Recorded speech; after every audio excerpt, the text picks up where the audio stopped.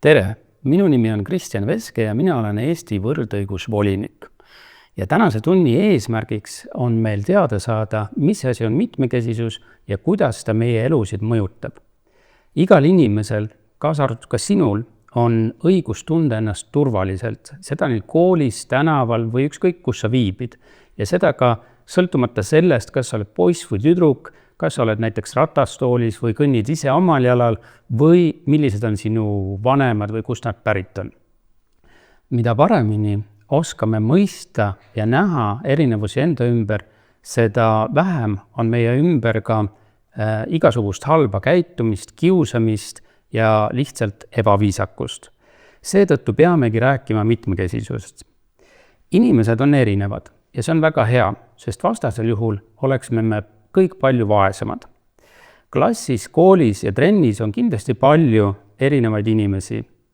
Kui me mõistame, kuidas ja miks inimesed üksteisest erinevad, saame olla paremad kaaslased ja koos end hästi tunda. Mõtle korraks, mille poolest sinu sõbrad või trennikaaslased sinust erinevad. Ja vaatame üheskoos nüüd ühte väikest klippi, mis seda selgitab. Mis on mitmekesisus? Kujuta ette, et sinu klassis oleks kõik täpselt ühesugused. Kõigil sama soeng, sama riided, lemmiktoidus ainult kartul. Kõik mõtleksid täpselt ühtemoodi. Päris igav, kas pole? Õnneks on inimesed väga erinevad. Seda nimetataksegi mitmekesisuseks. See tähendab, et meil on erinev taust, usk, välimus, mõtted, kogemused ja erinevad kodud, kus me tuleme. Mõni räägib kodus ukraina keelt, mõni liigub ratastooliga. Mõnel on tumedam nahk. Need erinevused teevad meist just selle, kes me oleme ja kõik need erinevused on täiesti normaalsed ja väärtuslikud. Milles me võime erinevad olla? Sugu. Klassis on nii poisse kui tüdrukuid. Kui üks poiss lollitab ja segab tundi, siis see ei tähenda, et kõik poisid segavad tundi. Mõni tüdruk võib mängida jalgpalli paremini kui paljud poisid. Mõni poiss võib osata joonistada ükssarvikult paremini kui tüdrukud, sest ta on hea joonistaja. Võib-olla on ta oma väiksele õele mitu korda neid joonistanud. Rahvus. Mõni räägib kodus eesti keelt, teine inglise, vene või korea keelt. Klassis või trennis on kindlasti keegi, kelle ema, isa või vanaema on teisest riigist. Veendumused. Mõni inimene ei söö liha, sest ta ei taha loomadele liiga teha. Mõni soovib kaitse keskkonda ja eelistab võimalikult vähe sõita autoga ja pigem liikuda jalgrattaga või bussiga, et linnas õhk puhta püsiks. Usk ja kombed. Mõni käib pühapäeviti kirikus, mõni läheb mošeesse, mõni ei usu üldse jumalat. Üks paastub Ramadani ajal, teine tähistab jõule. Erivajadus. Mõni vajab rohkem aega õppimiseks, mõni ei kuule hästi või liigub ratastooliga. On lapsi, kes eelistavad vaiksemat kohta või ei taha teha korraga mitut asja. See on lihtsalt üks viis, kuidas nemad end hästi tunnevad. Seksuaalne sättumus. Mõni poiss armub tüdrukusse, mõni teisi poissi. Mõni ei ole üldse veel armunud. Mõnel lapsel on ema ja isa. Mõnel on 2 ema või hoopiski 2 isa. Sotsiaalne seisund. Mõned elavad koos 2 vanemaga, mõned 1. Mõnel lapsel on mitu kodu, kui vanemad elavad eraldi. Mõni ei saa käia pärast koolis sõpradel külas, sest ta peab kodus nooremaid õdesi vendi hoidma või oma vanemaid aitama. Kuidas mitmekesisus sind aitab? Mitmekesisus meie ümber avardab meie silmaringi ja aitab maailma paremini mõista. Kui kohtud erinevate inimestega, õpid nägema elu erinevatest vaatenurkadest. See aitab sul tulevikus paremini hakkama saada ja edukas olla. Sa kuuled, kuidas elatakse teistes riikides ja mis seal tavaks on. Näed, et inimesed võivad mõelda ja käituda väga erinevalt ja see on täiesti normaalne. Kui oled harjunud erinevate inimestega suhtlema, muutub ka teismoodi arvamuste mõistmine lihtsamaks. Sa oskad paremini aru saada, miks keegi mõtleb või tunneb just nii, nagu ta tunneb. See aitab sul olla sõbralikum, targem ja teistega paremini läbi saada. Ja kõige tähtsam, mitmekesisus näitab, et ka sina võid olla lihtsalt sina ise. Sa ei pea varjama, milline su pere on, mida sa usud, mis sulle meeldib kanda või mida sa mõtled. Igaüks on natukene erinev ja kõigil peab olema õigus olla tema ise.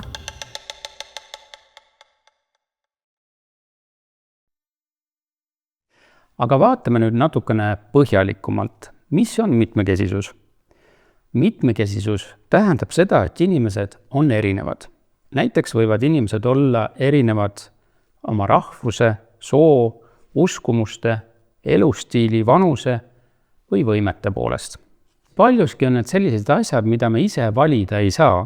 Me lihtsalt sünnime sellistena või kasvame üles teatud keskkonnas, kultuuris või riigis. Ja see kõik mõjutab meid. Mõned erinevused on kohe nähtavad, näiteks naha või juuksevärv või inimese pikkus. Mõned erinevused aga ei ole kohe märgatavad, näiteks see, millesse keegi usub või kuidas maailma näeb. Aga kõik need erinevused on osa sellest, kes me oleme ja neid tuleb austada. Kõigepealt kõik me oleme kas mehed või naised, poisid või tüdrukud ja meile meeldivad erinevad asjad, kuid sageli meid suunatakse valima mingisuguseid tegevusi, mida me võib-olla ise tegelikult teha ei tahaks, aga seda peetakse meie jaoks normaalseks.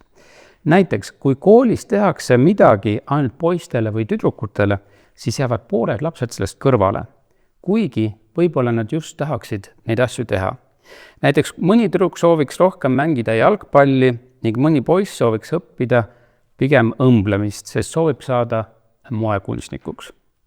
Kõigil lastel peaks olema võimalus proovida erinevaid asju, et teada saada, mis neile tegelikult meeldib. Meil kõigil on olemas emakeel. Ja see on see keel, mida me tavaliselt kodus räägime. Ja see võib olla kas eesti keel, soome keel, prantsuse keel, inglise keel, vene keel, saksa keel, ukraina keel või mis iganes.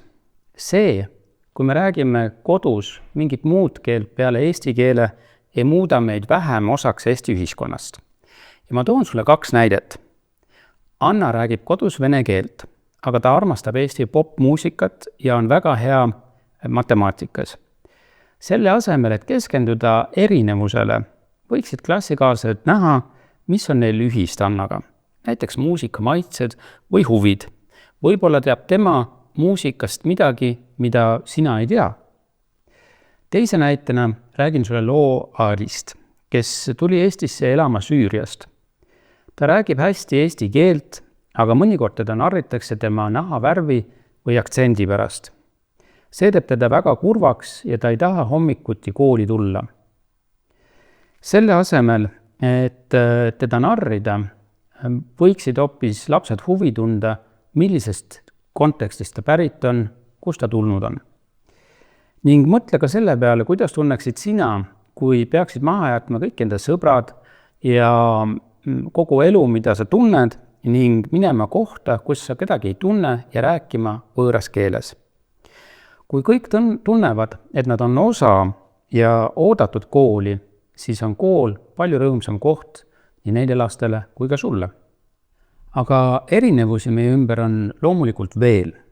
Ja üheks selliseks erinevuseks on see, millesse keegi usub. Ka sinu klassis võib olla inimesi või võib olla lapsi, kes usuvad näiteks Jumalasse ja võib olla ka selliseid lapsi, kes ei usu Jumalasse. See on igaühe isiklik asi. Kui keegi tuleb sinu juurde ja teeb nii, kas sa tead, mis see tähendab? See tähendab tere ja see on viipekeeles. Mõned lapsed vajavad teatud asjades rohkem tuge, näiteks liikumiseks ratastooli või karke, kuulmiseks kuuldeaparaati või lugemiseks telefoni rakendust ehk äppi. Räägin sulle loo Laurast, kes on vaegnägija ja tema kasutabki telefoni rakendust, mis aitab tal tekste lugeda. Mõni teine laps ei julge temaga rääkida, sest ta ei saa hästi aru, mida tähendab olla vaegnägija. Aga kui keegi Lauraga ei suhtle, tunneb ta ennast väga üksildasena. Tegelikult sa ei peagi midagi erilist tegema. Käitu Lauraga lihtsalt nii, nagu sa käituksid iga teise klassikaaslasega. Ja kui sa ei ole päris kindel, siis küsi Laura käest, millist abi ta vajab või kuidas temaga käituda. Laura ütleb sulle ise seda.